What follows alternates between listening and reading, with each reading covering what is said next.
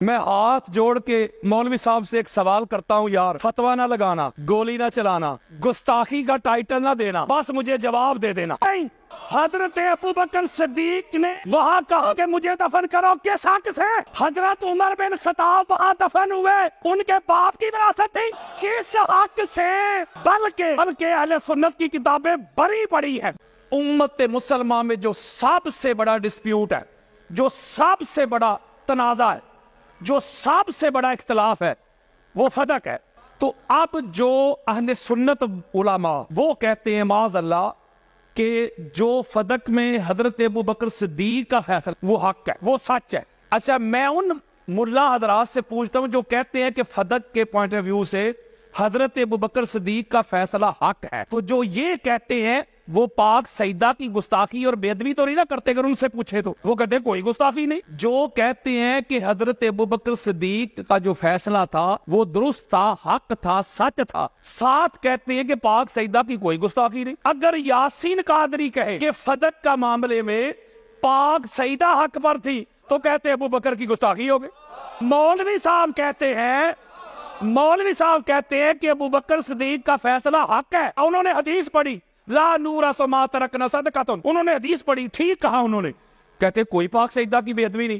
میں کہوں کہ پاک سیدہ حق پر تھی تو کہتے تو نے گستاخی کر دی۔ یارو یہ درنگی تو نہیں ہونی چاہیے، پرکھنے کا معیار تو ایک ہونا چاہیے نا۔ اس کا مطلب ہے کہ صحابہ کے لیے تیرا پیمانہ اور ہے، اہل بیت کے لیے تیرا پیمانہ اور ہے۔ ہماری بخاری میں اور مسلم میں مسند احمد بن حنبل نے پوری سیاستہ میں یہ حدیث کثرت کے ساتھ آئی ہے۔ اور اگلی بات سنیں، جو حضرت ابو بکر صدیق کا دفاع کرتے ہیں اس معاملے میں، کوئی ایک بندہ آپ کو ایسا نہیں ملے گا جس نے اس حدیث کی سند پہ گفتگو کی ہو۔ سند اتنی تگڑی ہے، سند میں ہستیاں تو دیکھو۔ اس فدق والی جو روایت ہے اس کو روایت کرتی ہیں ام المومنین حضرت اما عائشہ صدیقہ۔ اب کہو ضعیف، وہ جو ہے ہی صدیقہ یار، وہ روایت کر رہی ہیں، عبداللہ بن زبیر روایت کر رہے ہیں، ابن شہاب زہری روایت کر رہے ہیں۔ ایک بندہ بھی سند میں ایسا نہیں جس کے بارے میں کوئی مائی کا لال جرا کر سکے۔ ہماری صحیح بخاری میں یہ روایت موجود ہے کہ جب پاک سیدہ، دو روایات ہیں، سرکار عباس بن عبد المطلب کے ساتھ خلیفہ اول کے دربار میں حاضر ہوئی اور مطالبہ کیا فدق کا۔ بڑی خاص بات دینے لگا ہوں، جب انہوں نے مطالبہ کیا آگے سے حضرت ابو بکر نے کہا کہ حضور نے فرمایا تھا لا نورث ما ترکنا صدقۃ، ہمارے انبیاء کا کوئی ورثہ نہیں، ہمارا کوئی وارث نہیں، نہ ہم کسی کے ہیں۔ تو لہٰذا یہ روایت آگے انہوں نے پڑھی، یہ ہے خبر واحد، یعنی حضور علیہ الصلوۃ والسلام حضرت ابو بکر صدیق کے کان میں تو نہیں کہہ گئے تھے کہ انبیاء کا کوئی وارث نہیں ہوتا، یعنی انہوں نے یہ آگے سے جب حدیث پڑھی تو پاک سیدہ نے قرآن مجید فرقان حمید سے متعدد آیات پڑھی، تو یار انبیاء کی وراثت پہ۔ حضرت زکریا علیہ السلام نے جب اللہ کی بارگاہ میں دعا کی یحییٰ کے لیے تو انہوں نے ایک جملہ کہا ہے انی خفت الموالیا، مجھے اپنے رشتہ داروں سے خوف ہے، انی خفت الموالیا، مجھے اپنے رشتہ داروں سے کیا ہے؟ خوف ہے، خطرہ ہے کہ میرے بعد یہ میرے جو مال ہے، جو جائیداد ہے، اس کو یہ ہڑپ کر لیں گے۔ صحب لی من لدنک ولیا، تو اس لیے مجھے اپنی بارگاہ سے ولی عطا کر۔ درمیان میں ایک اور جملہ ہے وکانت امراتی عاقرن، میری جو زوجہ ہے وہ ذرا ضعیفہ ہو چکی ہے، لیکن اس کے باوجود بھی مجھے اپنے رشتہ داروں سے ڈر ہے، خوف ہے، خطرہ ہے، تو مجھے ولی دے۔ کس لیے ولی دے اے اللہ کے نبی؟ کس لیے؟ یارثنی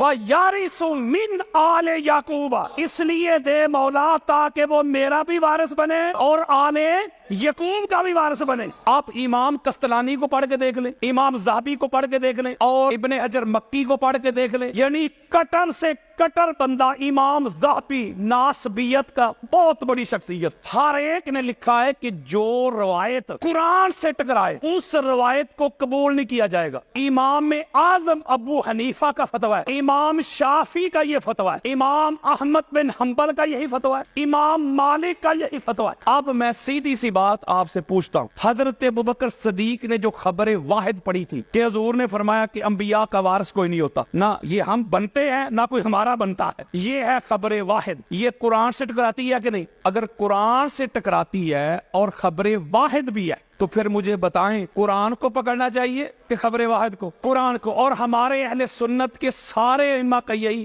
اجماع ہے اس بات پہ۔ تو پتہ چلا کہ جب پاک سیدہ نے جا کے مطالبہ کیا تو آگے سے یہ حدیث آئی، آگے سے حضرت ام ایمن پتہ کون ہے رضی اللہ تعالی عنہ، یہ وہ بی بی ہیں جو حضور علیہ الصلوۃ والسلام کو اپنے باپ کی وراثت میں ملی تھی۔ یا رسول اللہ، آپ کو تو آپ کے باپا جان کی وراثت ملی ہے۔ چلو جی ایک اور نقطہ دیتا ہوں جو اسی پہ بضد ہو جائے، نہیں ہوتا ہی نہیں وارث انبیاء کا۔ اگر اکلوتی اولاد ہو نا تو اس کا ہاف بنتا ہے، حصہ ہاف آدھا، اور بیوی کا بنتا ہے 1/8۔ جب حضور علیہ السلام کا وصال ہوا ہے تو پیچھے آقا علیہ السلام کی واحد ایک ہی اولاد تھی، پاک سیدہ یار۔ حضور علیہ السلام کے بیٹوں کا بھی وصال ہو چکا تھا، چلو جو 4 منتے، پہلی 3 بیٹیوں کا بھی وصال ہو چکا تھا، اکلوتی واحد، ٹھیک ہو، یعنی اس کا کل ترکے میں سے بنتا ہے ہاف، بیویوں کا بنتا ہے 1/8۔ میں ہاتھ جوڑ کے مولوی صاحب سے ایک سوال کرتا ہوں یار، فتویٰ نہ لگانا، گولی نہ چلانا، گستاخی کا ٹائٹل نہ دینا، بس مجھے جواب دے دینا۔ آپ کہتے ہیں کہ حضرت ابوبکر صدیق نے کہا کہ انبیاء کی وراثت نہیں ہوتی، اس لیے جب حضور کی وراثت ہے ہی نہیں تو حضور علیہ السلام کا جو چھوڑا ہوا ترکہ ہے اس میں سے بی بی آپ کو کچھ نہیں ملے گا۔ بخاری میں لفظ ہے ایک چیز نہیں ملے گی، ایک شے نہیں ملے گی۔ میں ہاتھ جوڑ کے پوچھتا ہوں، کسی کے بڑے قبروں سے بھی نکل کے آ جائیں گے، کوئی مائی کا لال میری بات کو رد نہیں کر سکے گا۔ بیٹی جو ساری ترکے کی وارثہ تھی اس کو تو کچھ نہیں ملا، اور بیویاں جو 1/8 کی حصہ دار تھی۔ میں پوچھتا ہوں مولوی سے، کوئی ضعیف روایت بھی لے کے آ، میں وہ بھی قبول کروں گا کہ حضرت ابوبکر صدیق نے کہا کہ بیٹا عائشہ، انبیاء کی وراثت نہیں ہوتی۔ جب تک حضور ظاہراً حیات تھے آپ کو اجازت تھی کہ رسول اللہ کے گھر میں رہے، اب چونکہ رسول اللہ کا ہو گیا وصال تو وراثت ان کی ہے ہی نہیں، وارث کسی نے بننا ہی نہیں، تو رسول کا گھر چھوڑے اور میرے گھر میں آئے۔ آپ استلانی کو پڑھ کے دیکھ لیں، الاستیاب کو پڑھ کے دیکھ لیں، اسد الغابہ کو پڑھ کے دیکھ لیں، امات الدین ابن کثیر کی البدایہ و نہایہ پڑھ کے دیکھ لیں، تاریخ طبری پڑھ کے دیکھ لیں، ابن خلدون کو پڑھ کے دیکھ لیں، ابن حشام کو پڑھ کے دیکھ لیں، بخاری سے لے کے ترمذی تک، ترمذی سے لے کے حاکم تک، کوئی چیلنج کاروں کتاب لے کے آ جائے میرے سامنے۔ ام المومنین حضرت عائشہ صدیقہ ساری زندگی جس گھر میں رہی ہیں وہ ابوبکر کا گھر نہیں تھا، وہ پاک محمد کا گھر، بلکہ یہ بھی روایات میں آتا ہے کہ ایک وقت ایسا آیا کہ بی بی کا ہاتھ ذرا تنگ تھا، پیسوں کی ضرورت پڑ گئی یار، اور سنیت بتا رہا ہوں یار، انہوں نے گھر کا کچھ تھوڑا سا حصہ فروخت بھی کیا تھا۔ اور اگلی بات سن لیں، اگلی سنیں، یہ وہی گھر تھا ماں بین بیتی و منبری روضۃ من ریاض الجنہ، مصطفیٰ کا گھر تھا نا، حضور کا گھر، حضور کے وصال کے بعد رہی۔ میں پوچھتا ہوں مولوی کس حق سے رہی؟ حضرت ابوبکر صدیق نے وہاں کہا کہ مجھے دفن کرو، کس حق سے؟ حضرت عمر بن خطاب وہاں دفن ہوئے، ان کے باپ کی وراثت تھی، کس حق سے؟ بلکہ اہل سنت کی کتابیں بڑی پڑی ہیں۔ جب مولا حسن علیہ السلام کا ان کی شہادت ہوئی، ان کی جب تدفین ہونے لگی تو حضور علیہ السلام کے ساتھ کرنا چاہتے تھے مولا حسین بادشاہ ترکار، اور ام المومنین حضرت عائشہ صدیقہ سے پوچھا گیا جا، انہوں نے کہا نہیں یہ جگہ میں نے اپنے لیے رکھی ہوئی ہے، بڑی خاص بات ہے بچوں سے کتاب میں، یہ جگہ میرے اپنے لیے، میں اجازت ہی نہیں دوں گی۔ ان کو دفن نہیں ہونے دیا، بلکہ مروان بن حکم لعنتی نے اپنے پورے ساتھیوں سمیت مولا حسن بادشاہ سرکار کے جنازے پہ تیروں کا می برسایا۔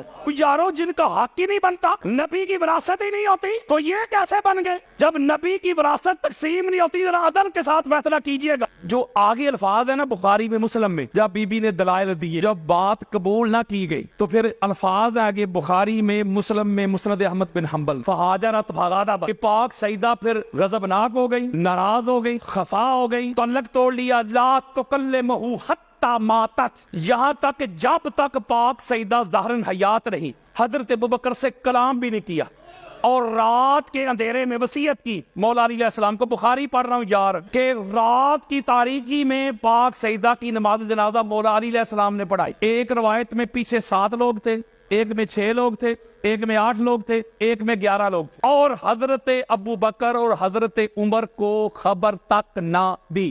گستاخی نہیں کر رہا کسی کی یار، روایت پڑھ کے دے رہا ہوں یار، کسی کو اگر میری بات پہ اختلاف ہو تو یہ میرے موبائل میں پڑھی ہے ساری حدیثیں ابھی دیتا ہوں، جو ہماری کتابوں میں لکھا ہوا وہ بتا رہا ہوں۔ اس میں لکھا ہوا ہے کہ پاک سیدہ ناراض ہو گئی، غضبناک ہو گئی، اور اسی بخاری میں یہ بھی حضور علیہ السلام کا فرمان ہے نا، قال رسول اللہ فاطمہ تو بدعۃ منی فمن اغضبها اغضبنی، فاطمہ میرا ٹکڑا ہے، جس نے فاطمہ کو ناراض کیا اس نے مجھے ناراض کیا۔ اور ایک اور روایت جس کو امام حاکم المستدرک میں لے کے آئے، امام احمد بن حنبل نے بھی لیا، آقا علیہ الصلوۃ والسلام نے فرمایا کہ ان اللہ یغضب لغضبک ویرضا لرضاک، اے بیٹی فاطمہ جس سے تو ناراض ہوتی ہے، جس سے تو غضبناک ہوتی ہے اس سے اللہ ناراض ہوتا ہے، اور جس سے تو راضی ہوتی ہے اس سے اللہ راضی ہوگا۔ جس سے اللہ راضی ہو وہ کون ہوتا ہے؟ رضی اللہ۔ فرض کریں مجھ سے اللہ راضی ہے، میں رضی اللہ ہوں، بھائی سے اللہ راضی ہے، یہ رضی اللہ ہے۔ کس کو رضی اللہ کہنا ہے تو رضی اللہ کہنے سے پہلے، لکھنے سے پہلے پڑھ مار لیا کر، اگر تو اس رضی اللہ پہ بطول راضی ہے تو وہ رضی اللہ ہے، اگر بطول راضی نہیں تو رضی اللہ نہیں، لعنت اللہ۔ میں کسی رضی اللہ کا نام ہی نہیں لے رہا، وہ شریعت دے رہا ہوں۔ حضور نے فرمایا جس سے فاطمہ راضی ہو میں راضی، جس سے فاطمہ ناراض میں ناراض۔ اور آگے کہا کہ کچھ لوگ ایسے بھی ہوں گے جو توحید کی بات کریں گے، وہ اللہ کافی والوں، اللہ کافی والوں کو حضور نے کہا پھر سنو، اللہ بھی اس سے راضی ہے جس سے بطول راضی ہے۔ یہ چونکہ روایات ہماری کتابوں میں ہے نا، اہل سنت میں کہا جاتا ہے کہ قرآن کے بعد بخاری ہے، بڑے سے بڑا کٹر ناسبی بھی نا اس پر ذرا ہی نہیں کرتا۔ اب انہوں نے سوچا ہے حالانکہ کریے، ہماری کتابوں میں لکھا ہے کہ پاک سیدہ کی ناراضگی تو اللہ کی ہو جاتی، بندہ تے گیا، نماز روزے بھی گئے۔ اب انہوں نے کیا پتا کہ کیا کہا، میں ایک مولوی صاحب کی تقریر سن رہا تھا، نام نہیں لے رہا، وہ کہہ رہے تھے بھائی شیعہ لوگ، حالانکہ کہ بخاری رہ کہتا ہے شیعہ لوگ، اس کا مطلب بخاری بھی پھر شیعہ ہی ہوا نا۔ وہ کہتے ہیں شیعہ لوگ کہتے ہیں کہ فدق کے معاملہ میں حضرت ابوبکر صدیق نے پاک سیدہ کو ناراض کر دیا، تو حضور نے فرمایا تھا جس نے پاک سیدہ کو ناراض کیا اس نے محمد کو کر دیا۔ اگر یہی بات مان لی جائے تو پاک سیدہ کو تو مولا علی نے بھی ناراض کیا۔ اب وہ دلیل کیا دے رہا ہے وہ ذرا توجہ کے ساتھ سنیے گا۔ روایت یہ پیش کر رہا ہے کہ جب ابو جہل نے، ابن حشام نے مولا علی علیہ السلام کی بارگاہ میں ایک خواہش کا اظہار کیا کہ میں اپنی بیٹی کی شادی آپ سے کروانا چاہتا ہوں، ذرا توجہ میری طرف رکھنی ہے آپ نے۔ وہ کہتے ہیں کہ جب مولا علی، مولوی صاحب کہتے ہیں مولا علی دوسری شادی کرنا چاہتے تھے پاک سیدہ کی ظاہراً موجودگی میں، تو پاک سیدہ خفا ہو گئی، ناراض ہو گئی مولا علی علیہ السلام پہ،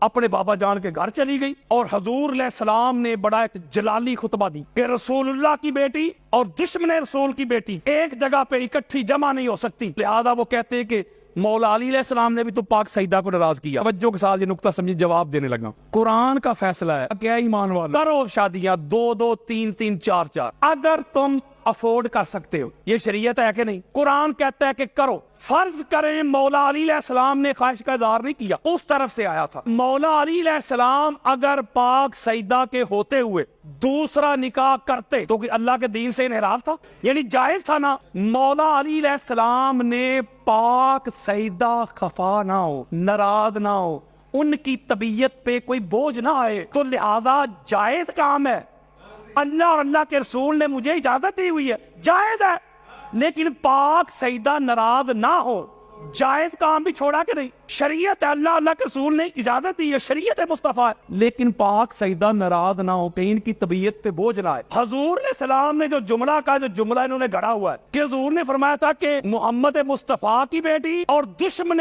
رسول کی بیٹی ایک گھر میں جمع نہیں ہو سکتی۔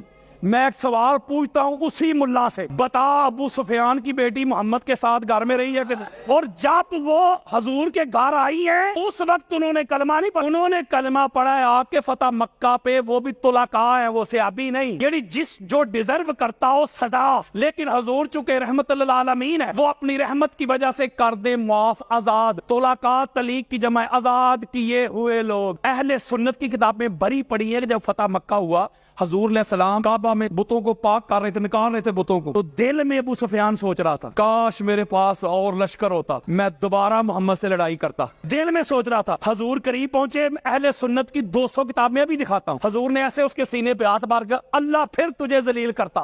جملہ کہتا ہوں کہ رسول اللہ کے گھر میں دشمن رسول کی بیٹی آئی ہے کہ نہیں، تو لہذا یہ بات بھی مولوی صاحب کے منہ پہ آئی۔ میں ایک جملہ کہتا ہوں، پاک سیدہ مولا علی سے ناراض تب ہوتی جب مولا علی علیہ السلام دوسری شادی کر لیتے۔ مولا علی علیہ السلام نے پاک سیدہ کی ناراضگی کو ملحوظ خاطر رکھتے ہوئے جائز کام بھی چھوڑ دیا. چلو مولوی جی ہم تیری مان لیتے ہیں بالفرض، حالانکہ قرآن کے خلاف ہے. چلو وقتی طور پہ میں تیری بات مان لیتا ہوں کہ بی بی کا حق نہیں بنتا تھا، یہ کام شریعت کے خلاف تھا، حضرت ابوبکر اگر کرتے تو حق نہیں بنتا تھا. حضرت علی وہ ہیں جو پاک سیدہ کی ناراضگی کی خاطر جائز کام بھی ترک کر دے. اگر حضرت ابوبکر کو اتنا خدشہ ہوتا